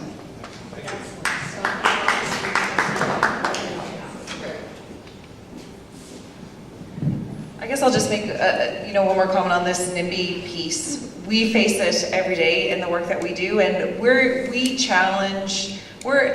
challenge from my perspective is the balance between what Gary suggested in terms of getting the community together and be very transparent about what we do, and telling people they don't have, as Diana mentioned, the ability to oppose the people who are living next door. So to me, that's a challenge that we all have to work through. I mean, as an organization that provides housing to vulnerable populations, we want to be transparent in the range of housing that we provide, but being transparent and identifying some of the things that we'll put in place for safety or other things doesn't give people the ability to oppose who's going to live there. And so I think that's a very fine line. And just to give the city kudos, we had a meeting with opposing neighbors for a new development that we're working on. Nina and her team were there to listen to neighbor concerns, and we left that meeting and got our development permit approved.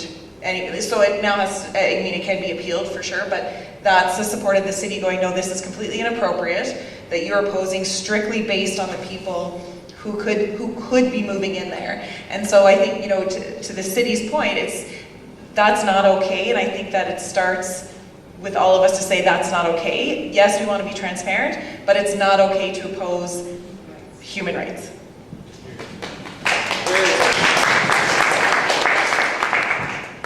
Just a little story further to what we've just heard.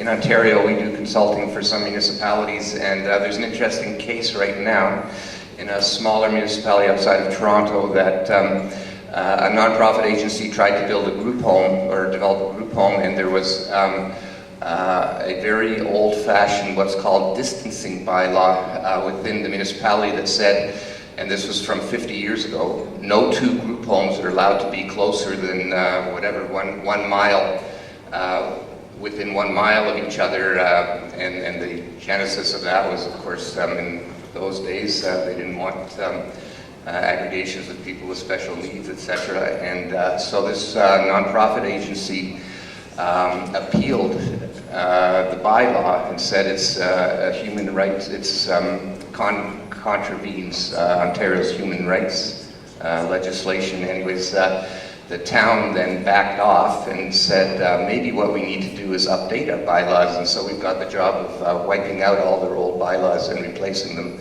with a more up-to-date version that would eliminate those sorts of issues. And it may be that the City of Calgary, for example, I don't know if you've gone through that sort of exercise, but there may be other restrictions and barriers that were developed when thinking wasn't as clear as it is today on these sorts of issues, and you may have that opportunity to eliminate those sorts of bylaws. We also found there are municipalities that have what they call minimum unit size bylaws. I'll use a ridiculous case, but we have seen some that said no unit in this municipality can be less than 1,000 square feet in size. And these have their genesis in the United States because they were trying to zone by income, and they were trying and by race, and they were trying to keep certain types of units out of their municipality. Anyway, so we have found in Ontario numerous examples of minimum size bylaws that wouldn't even permit a unit for, say, a single person with a disability because of an old-fashioned bylaw. So there may be those sorts of opportunities to remove those barriers, and it's something quite simple that any municipality could tackle if they had the will. So it's something that you might want to start looking at.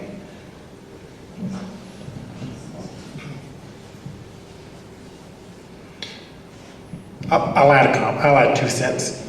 Maybe it'll inspire others to talk. But some of you have talked about the diversity of need, and I introduced the beginning of this roundtable by talking about a tragic story of a man.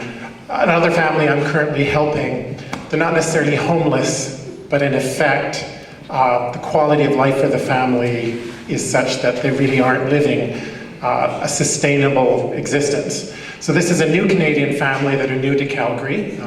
With partnership with a local Calgary organization, we found them some at least short-term temporary out-of-home living. They have a daughter in her 20s, so profoundly complex with autism, the last service agency to support them had 3-on-1 support.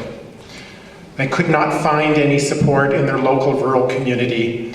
Tensions got so big they were forced to move to the biggest city, in part to protect them from a lot of the politics around that. They're being told they may need to wait as long as 2 years for some care for their daughter. And they also have another daughter of 12 years old. They have no time for that daughter. They cannot hold a job, and they're living off of their 26-year-old's income support. So they're not homeless, but they're not living in a quality of living that's sustainable or humane. So the solutions we need to come up with collectively have to deal with very diverse and complex learning needs, and we have to open up thoughts on what we feel might be best for our circumstances and recognize things might be a lot more complex for others.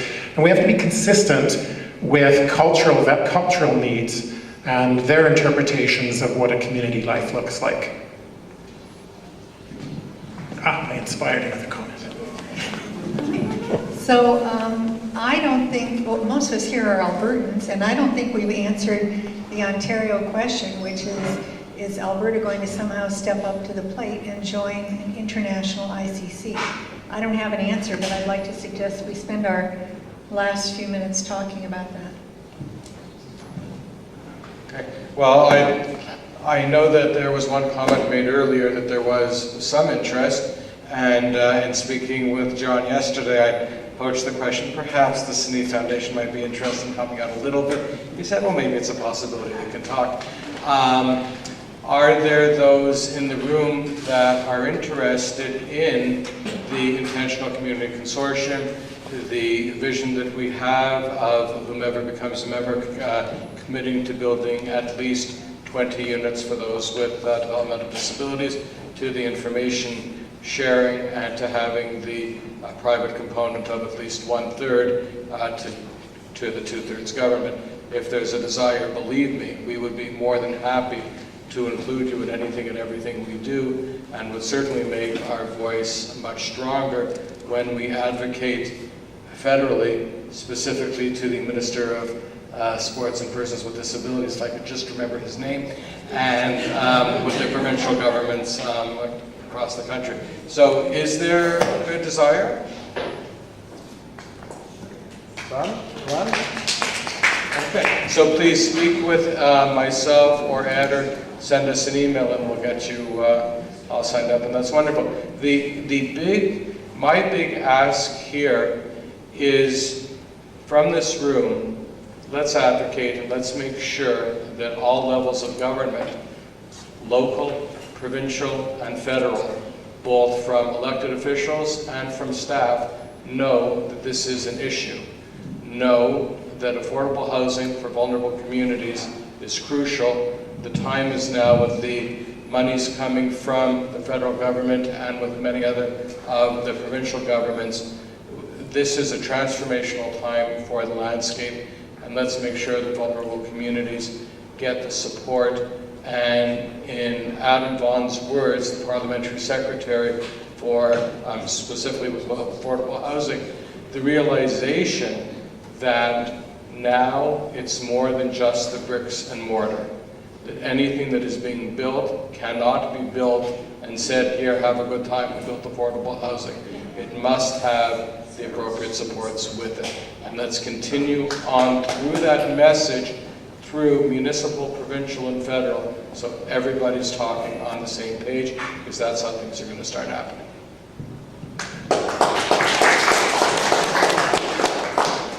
So there's an amazing amount of representatives and advocates for people with disabilities.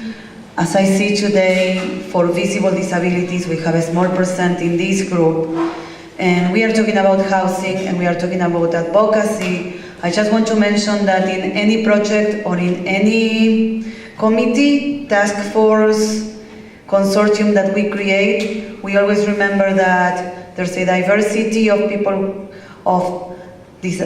with disabilities on the spectrum, visible, non-visible, that we can guarantee that they are involved and they have a voice, even a non-verbal voice or a way of communicate in any decision that is made about affordable or appropriate housing.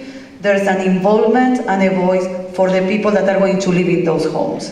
Because we many times forget asking them. And one of the examples is, I'm the inclusion coordinator for Calgary Jewish Federation, and I know that the family is looking for another supportive roommate for their daughter on PDD, so with the developmental disability. And my question was, is she involved in the selection process? Is she involved in interviewing the people that are going to live with her? Oh.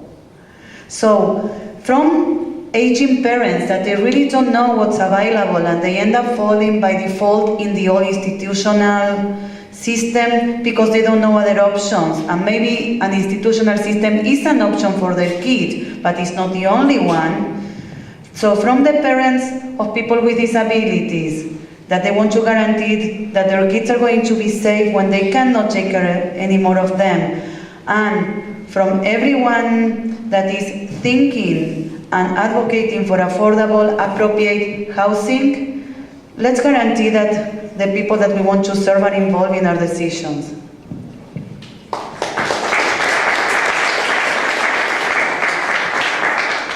Hi, my name is Valerie. I'm a parent of a 15-year-old with cerebral palsy. And just to echo what a lot of people have already said, as a parent, and I'm an older parent as well, I know I look good, but I'm actually over 50. What I'm hearing is that there's, and I'm feeling it, we don't know as parents what's out there. It's really, so for me this has been enlightening, and just to see how much work is already being done. So I'm really, really pleased, and I'm thankful for the opportunity to be here. But I just want to say, parents need to know what is available, what options they have.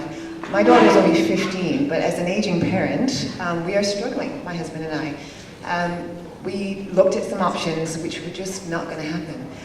We went into one place that wasn't even adapted for a child in a wheelchair, even though they have a wheelchair in there. There was no way my child's commode was going to get into their bathroom. It wasn't adapted. My husband and I went in there. Within the first 2 minutes, one of the children that was there ripped off my husband's glasses and threw them on the floor. And I'm like, really? You expect my defenseless child to come in here? And this is one-to-one. So there's nothing out there for people that are aging with younger kids. So there's nowhere for my 15-year-old to go. So this is something that we need to sort of address. The other option as well, or the other concern, is there's no respite. Very little. We're fortunate. When they built the Rotary Flames house, my daughter was on the list. She wasn't supposed to live. She's 15 and a half now. So she has an option of going to Rotary Flames house. We also were blessed to be able to go to another place called Haysborough House, which is beautiful. It is a little bungalow, but it's one of those places where it's too expensive to run. They won't do any more models like that, where it's very much home-like. So that's something else that we need to consider for parents like us that's starting to burn out. I've got 3 more years before I can get more funding. I have nowhere for my girl to go. So we need to consider that as well.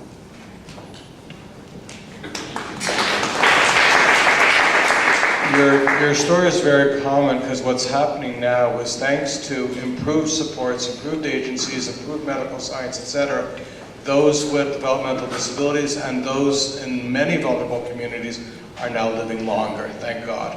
So what's happening now is those that were being cared for at home, in particular, I'll speak to those with developmental disabilities, but it's similar amongst many, the parent would know they would always outlive their child.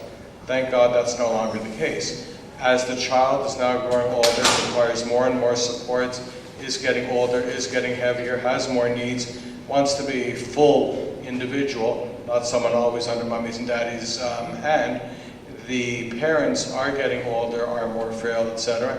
And as you say, yes, you're looking fantastic, but it's not always the case, and that's why the need is just growing and growing.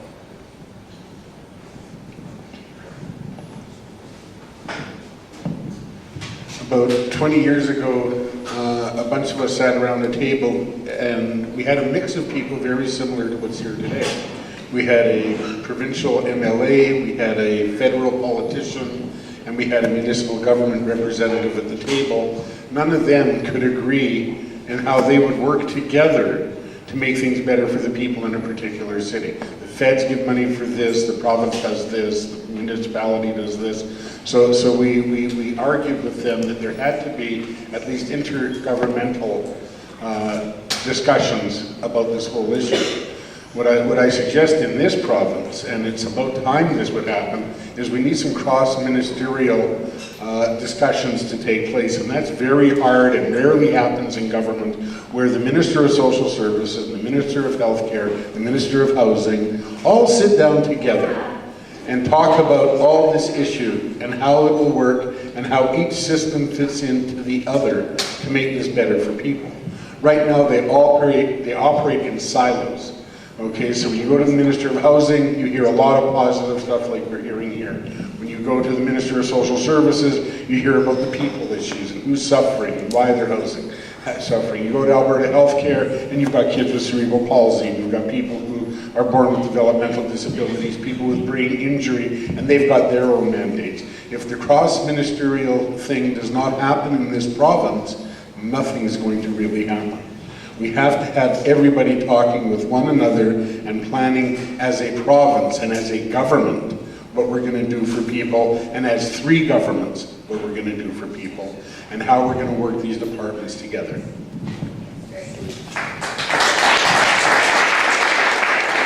And I'll just follow up with a quick comment on that, Marty, at least from our federal government's perspective, and in my conversations with some of the MLAs in this room. I find that the coordination in terms of appropriate housing for people with disabilities and exceptionalities is very good right now in terms of our investments in this field, as well as the investments currently made by the provincial government. We're frankly in lockstep on how we want to see issues move forward for people who are vulnerable and in difficult housing situations. And I just wanted to point that out.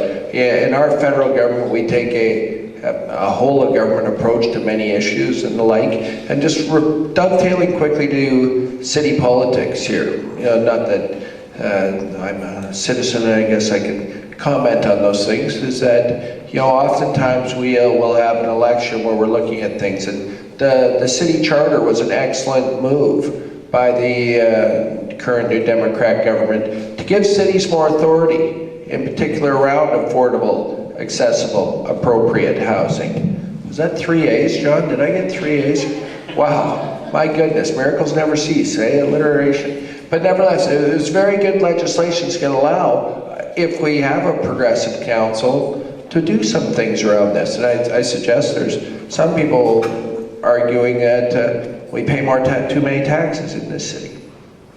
And I guess if you believe that, then good luck on seeing more affordable housing projects get started, more ability to do things for those people who struggle.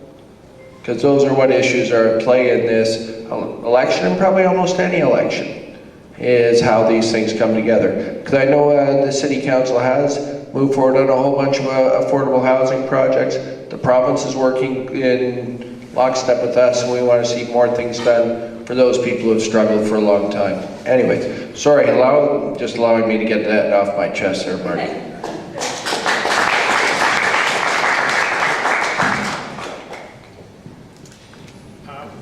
I just want to take a moment to thank our presenters that helped foster the spirited conversation that followed. So please thank you.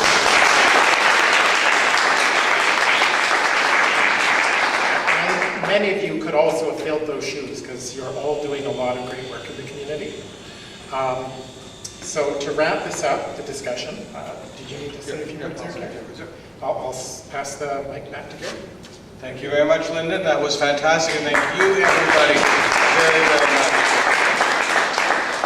On behalf of the government of Alberta, I'd like to call up MLA Anam Kazim, Calgary Glenmore, to wrap up with a few words, and thank you tremendously. There's also some food at the back, courtesy of Minister Hare's office, the Calgary Jewish Federation.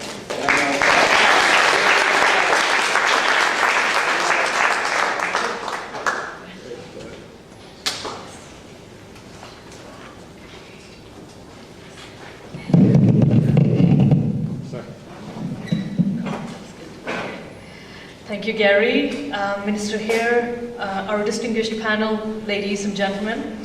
It has been a very interesting and invigorating morning, and I appreciate the insight and passion of all of the speakers. It is a pleasure to join you and bring greetings on behalf of Premier Rachel Notley and my government colleagues. Laurie Sigurdsson, the Minister of Seniors and Housing, has asked me to convey her best wishes. I would also like to acknowledge that we are on the traditional territory of Treaty 7. One of the strongest messages I have heard this morning is about the fundamental importance of having a home and the hardships individuals and families face when this basic human right is neglected. Everyone deserves a safe and affordable place to call home. This is the essential idea at the heart of our government's provincial affordable housing strategy, which we announced in June. We engaged with more than 1,800 Albertans through surveys and public sessions during our consultation process. They informed a strategy that focuses on the success and well-being of individuals and families. There are more than 110,000 Albertans living in government-supported affordable housing. Our strategy gives them the tools to stabilize their finances, find a safe home, and build better lives. We are making it easier for Albertans to transition into stable, affordable housing. Graduates of the Housing First program, a program that helps Albertans facing homelessness, will have more opportunities to get back on their feet with good housing. Our government has made a capital investment of $1.2 billion over 5 years to build and renovate affordable housing across Alberta.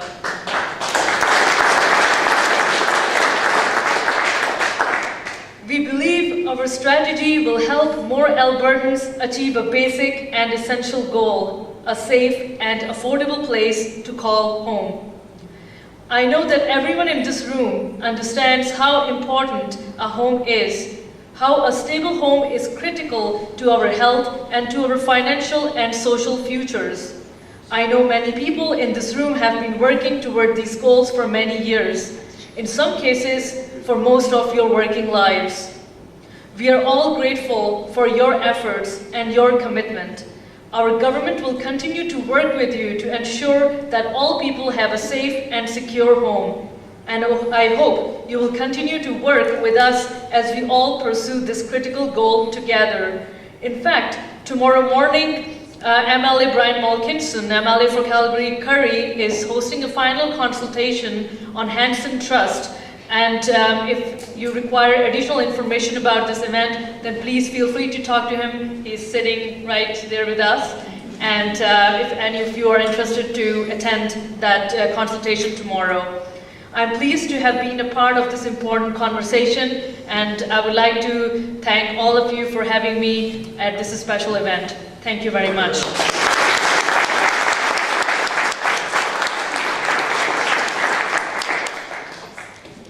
Unbelievable as it seems, with so many people, we've actually finished on time. Have some refreshments, network. We have the room for as long as you'd like it. And thank you all very, very much.